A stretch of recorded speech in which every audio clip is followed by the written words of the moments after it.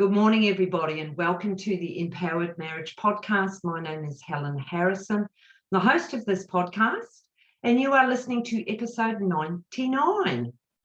I love that number, 99. And today I have a fantastic guest.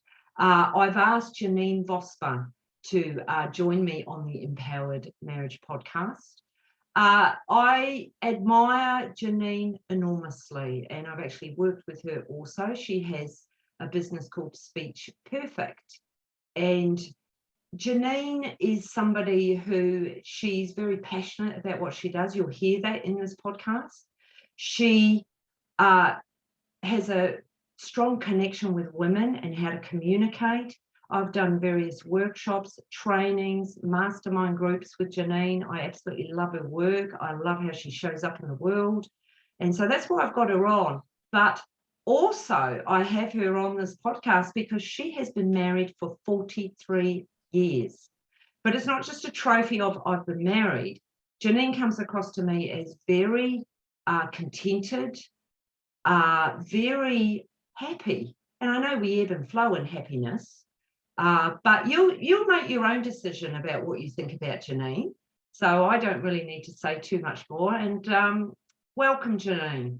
Thank you very much, Helen. I've been looking forward to this. This is great. Yes. It's so different than what I would normally be interviewed about. It makes it a lot of fun. So, Janeen, can you tell the listeners a little bit about what you're doing in the world now? Because I know you were more in management and corporate previously, but you have begun your own business back in 2007.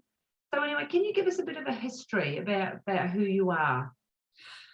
I have always been a type of person that was looking at what next. So if I was in a situation and it goes well with what we're talking about, I was home with the young children and I was looking at what next and training myself into different roles throughout my career, ending up as a general manager of a multi-million-dollar business before I started, or as I started my own business.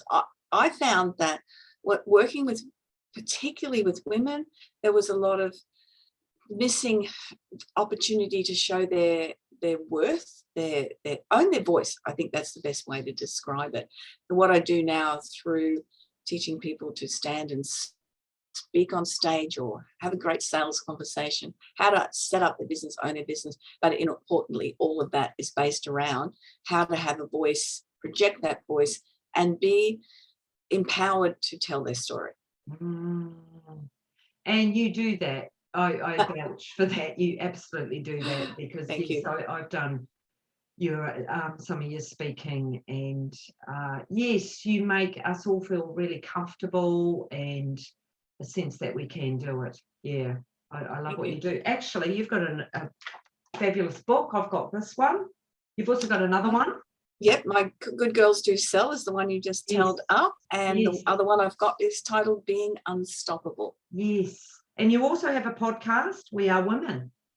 I've had that going for about 5 or 6 years. I interview amazing women from around the country and around the world who are able to provide insights into better health, better mindfulness, better relationships, better business, whatever. Yeah, I've listened phenomenal. To it. Yeah, it is actually. It's brilliant, and I always get takeaways. So that's what I want to offer our viewers, listeners today, is takeaways. So you've been married for 43 years. You've been together for 45. So that in itself is huge. And so when you look at your marriage, so, I mean, all we have is the present moment. And so reflecting on the 43 years of marriage, I mean, that's a pretty big call, and we've only got a limited amount of time. But what do you feel in your heart is one of, or a couple of the most important skills or tools, or whatever you want to name it, that has kept your marriage alive?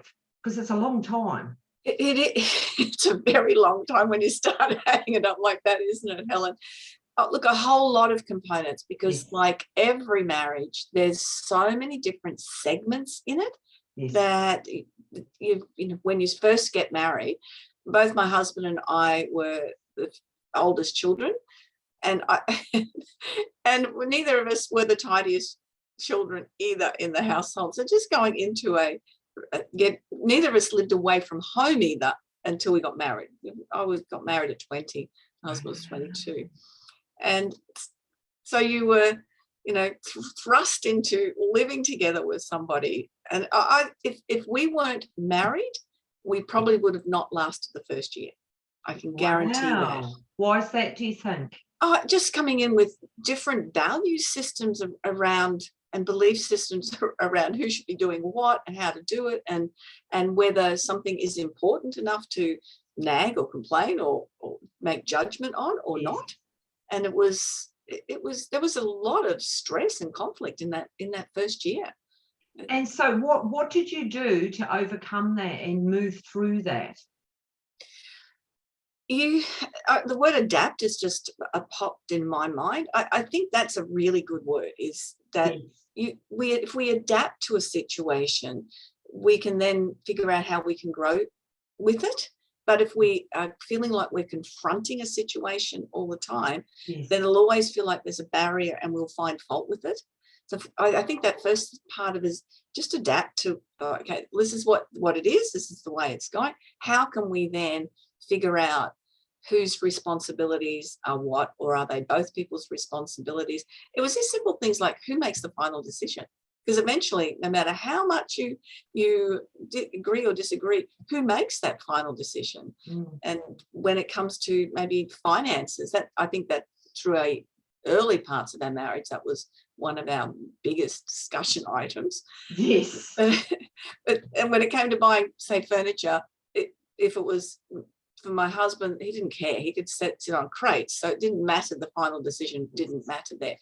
And so what I've learned over the years is I don't have to have him with me to make those decisions, to feel it's a couple thing doing it, because he just doesn't care. He loves it when it looks good, but he just doesn't care. And I think that was a big learning for me, particularly, is that you don't have to do those things together that one person just isn't really interested in. And and also he's been so supportive about the things I've done, and I still do energy work and circle work and things, and he would go along to those type of things, but it wasn't his gig. So if he just said, look, I really don't want to go, it's okay. It wasn't a judgment on me. I can still go. There's nothing stopping me. So from what you've just said, there's a real sense of acceptance. It's accepting each other and not wanting him to be any different. No. If he could just close cupboard doors, that would make a big difference. But it's acceptance. It is. What would you say? Because a large amount of business that comes in for me, that's a terrible word, couples who come in and see me, for a lot of them are young parents, a couple of kids under 5, quite a young relationship, and just they're both not getting their needs met. The communication is broken down. So you would have lived a lot of that, because how many children do you have? 2 sons, now they're mid-late 30s, and 5 grandchildren. So, Oh, wow, that is beautiful. So would you say that definitely put a lot of pressure on the younger years? So my question is, what would you say to the couples that are listening to this who have got young children and they're just trying to work their way through this? Any words of wisdom? It is a really tough time, because there's so much energy goes into parenting, and depending on who's stepping up to take on certain roles and who isn't. I know my husband, he was working 6 days a week, and it was long days. He was in construction, and he's coming home physically tired, then expecting to sort of hand over children and have some time for myself. That became a conflict, and it is difficult. You know what I did, Helen? I think for me, importantly, is, as I said, I've always looked how I can grow. And I just started finding things that rocked my boat, that engaged me and helped me develop different skills, so that I have never been dependent on anyone else for my happiness. And it may look odd. We travel with we go camping with 2 other couples that are married more than 40 years as well. So different. The 3 couples are so very different. But my husband and I are the most independent couples out of each other. And we all have, those 3 couples all have great relationships. But it's what works for you isn't necessarily what works for somebody else. And people look at outside and go, oh, they're always together, they're doing things together, why can't we do that? But then to really analyze and go, is that what I really want to do? Or do I want to have the external interests? Or because it's got to come from inside you, though. It's got to have that sense of self-worth inside you, and finding the happiness within inside you. And you'll never find it outside if you can't find that within you. Yeah. You speak my language. I agree. It's never outside of ourselves. And when we put that burden on our partner for them to make us happy, because that's a big thing I see. Yeah. It's just, that's a terrible burden, because you can never make somebody else happy. No, and I've seen a few young couples that have separated recently, and the inside the marriage became quite argumentative, and people weren't getting their needs met. And that's the thing, is then the wife wasn't getting her needs met, so became reliant on the husband to fulfill those needs. And it wasn't the right direction to be going in. That becomes then another responsibility for somebody else to do. And when whether it's both, women and men are both working full time and busy in their lives, so it becomes a responsibility that becomes another burden, and it all adds up. It all starts to, again, we start to find more fault, and we are looking for the faults, not the good parts. And I think that's another thing of it too, is just to find those, those really great moments where things are working. And oh my goodness, I'm making this sound like we've always got on. No way whatsoever. And so what do you do when there is a bit of an energy shift and you're not getting on? How long do you not get on for? And then what do you do to bring it back? Because I think the damage that occurs is, the stonewalling and all of the carry on that goes on in relationships, often for days or weeks. And I believe it does so much damage. Yeah. So what do you do when you're not getting on, and how do you come back from that? I've got a really this is sound like a goldfish. I forgot what I can't give anyone the silent treatment, because I go, oh, what was I going to be silent about? I forget. Plus I talk too much as well. But I had someone tell me years ago, the silent treatment is like stabbing a knife in someone's heart. It's so cruel. It's very cruel. I agree. Yeah, and I agree. It's not my style. No. I within our relationship, my husband, if there was something going wrong, he would withdraw into his cave, and I used to do the wrong thing and go and try and get him out of it. And I learned after probably 25 years, it's not a short process. That's not the way to do things. And I encouraged him, or I bought a weekend training for him. Oh, bless. To go up a mountain. It was a Christmas present, which didn't come around till May. Oh. And he went. He was trying to find all these reasons. Yeah, he was trying to find all these reasons not impressed at all, and came back with a different experience. And for me, it became a different experience as well, because he could open up a lot more. Rather than withdrawing into his cave, he was able to communicate better. But me learning not to go into the cave. I've got visions of you going in there trying to grab him out. Yeah. Because I see that with the couples. We have the distancer and the pursuer. And, come on. And it just doesn't work. Oh, no, it didn't really work. Doesn't. Yeah. But it, and it was, for me, that was such an important lesson. Even though I'm independent and doing all my own thing, I'd still feel this need to help him or fix the relationship or do all of that. Yes. And it really, it didn't need that. He needed time for processing. I'm the sort of person that goes, oh, process this, let's talk about it, let's do it. Whereas he really needed time for processing and dealing with, and I know that now. I really understand. I knew it then. I understand it now. No, I just, let him go to the shed, and he does amazing wood turning. So he goes off to his shed and does that. And I can have my own space as well. And by the time he's thought about it, and he'll come back and he doesn't apologize, but he shifts his way of responding and then is open to the concept. Yes. So I've learned as well. I don't know whether you ever watched Fonzie, on Happy Days. Oh gosh, TV yes. show Happy Days. Yes, back in New Zealand at 6 p.m.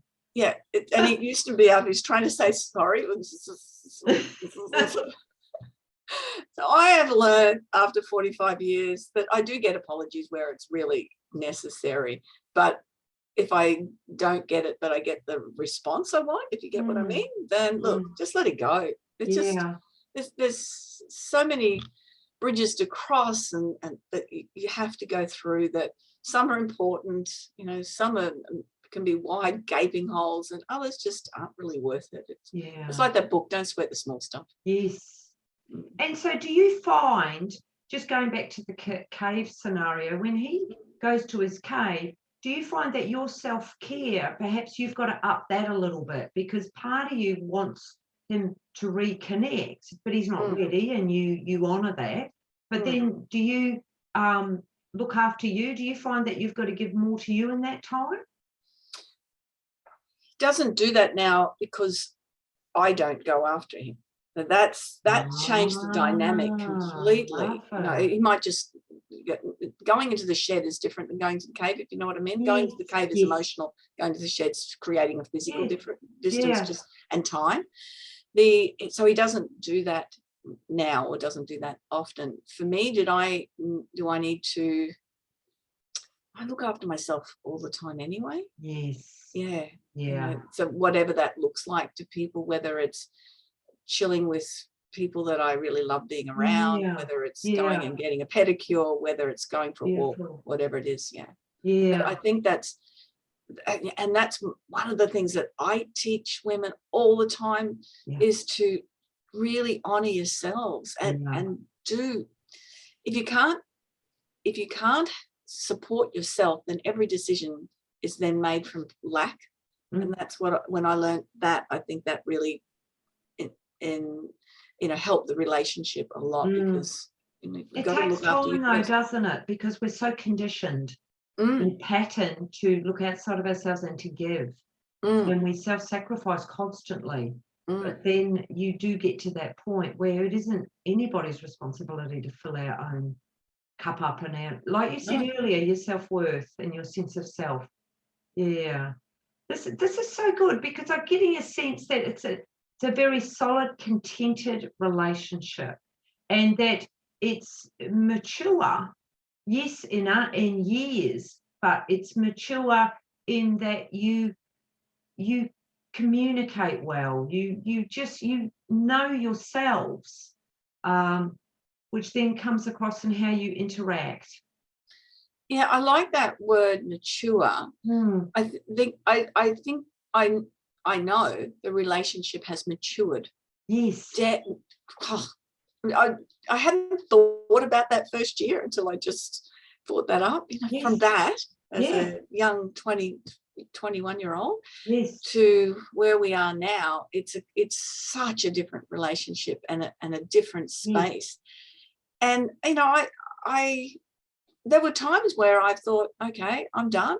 And I think most of us go through that at certain times. But then for me, it was why, I think, looking at that why and figuring out, then is that probably the best thing for myself, or is that not the best thing? Why is it happening, and what maybe can be changed to change it up? So hence why we're here still 43 years later. What would you say to somebody who's listening to this, and we're just about out of time? Gosh, it's gone quick. What would I say to people? What would you say to somebody? Because you've done a lot of growth and you continue to grow and connect with yourself. But what can happen in some relationships is that the partner grows and the other one doesn't. How do you be with that? And that's definitely happened in our relationship. I love it now. My husband's more involved with community wood turning groups and things like that than he has been all the way through, because he was just so focused on work, and that caused a great deal of stress for him. Yes. What acceptance? Just I think that's just the word. Just accept that, what's happening, and again, rather than trying to hit that wall, accept it, and then if it is something that's worth working towards, well, then figure out how to do that. But if it's not, then maybe that's the opposite thing too. You don't want to always be hitting against a wall all the time, but you want to be able to respect. And the one word that I don't think I've brought up, which has been the word that we have built our entire relationship on, is trust. Yes. And it's not just infidelity trust, but it's just trust that someone's going to respond but that way and behave that way. And and that grows, doesn't it? It's like having a trust tank inside of you, and you constantly put in deposits and try and make little withdrawals because trust is, I believe that too. Trust it, you just don't go, oh, I trust you. You actually have to feel it and embody it, and it takes years to happen. So that's a good point. My husband and I had quite different beliefs about things that have been happening over the last couple of years. And there was an incident where it was a really hit for my trust with him, like a big, big hit. And I love the way you referenced that. It was a big withdrawal, but the bank was full. Love it. Love it. Oh, I've gone goosebumpy. Yeah, that's big. And that's an important factor, because that trust bank was really full. Oh, that's huge. Yeah. Wow. Yeah. And it is. And a lot of the trust started with both of us traveled with work. So you just have to, really trust everything you're doing. And and I've traveled the world with friends and with business stuff, as well as a lot of travel with my husband. But again, he rang us one time in Boston at a bar one night, and dancing with all these guys and everything. My husband rings and goes, "What are you doing?" "Oh, I'm dancing with all these guys in this bar in Boston. It's so cool." And he said, "Oh, sounds fantastic. Have a great time." Wow. And that is a rich relationship. Yeah. That's beautiful. Wow. I've loved talking to you. This is just thank you, Helen. I've loved sharing, and I've loved bringing up those memories as well. It's absolutely beautiful. Thank you so much. We didn't even name the podcast right at the beginning, Cuddles and Commitment After 43 Years, but I'm thinking perhaps it needs to be Trust and Commitment After 43 Years. Would you agree? Yes, absolutely. Yeah, absolutely. Fantastic. Thank you so much. So anybody listening to this or watching it on YouTube, how would they get in touch with you? The easiest way is to go to my website, which is janeenvosper.com. I have got my phone number, my email address, and there's a little few buttons there you can find that it says, if you want to have a business strategy or strategy call with Janeen. It doesn't have to be business strategy. It's just a free offer, complimentary thing that I offer people for 20 minutes, and just click into that. And book a time ahead to be able to do that. I put out a blog every week, and it's on a whole range of subjects. So there's a free downloadable ebook on the bottom of most of my pages on my website. And when you click on that, you'll automatically start getting the blog. And it's a little short thing. I'm not into writing millions of words all the time. Punchy, take away and walk away with the information. And I get it, but often it's the right message that you need at that moment. It's funny, isn't it? I have people that email me back and go, "Oh, that was just perfect today. That was exactly what I needed to hear." Yeah, Thank you. I love it. I love what you give out in the world. Thank you so much. Thanks, Helen. So on that note, thank you for listening to the Empowered Marriage podcast. If you want to connect with me, Helen at Power of Change, or just look up powerofchange.com.au on the website. So anyway, on that note, have a great day, everyone, and love living in the life that you're living. And see you next time on the Empowered Marriage podcast. See ya. Bye.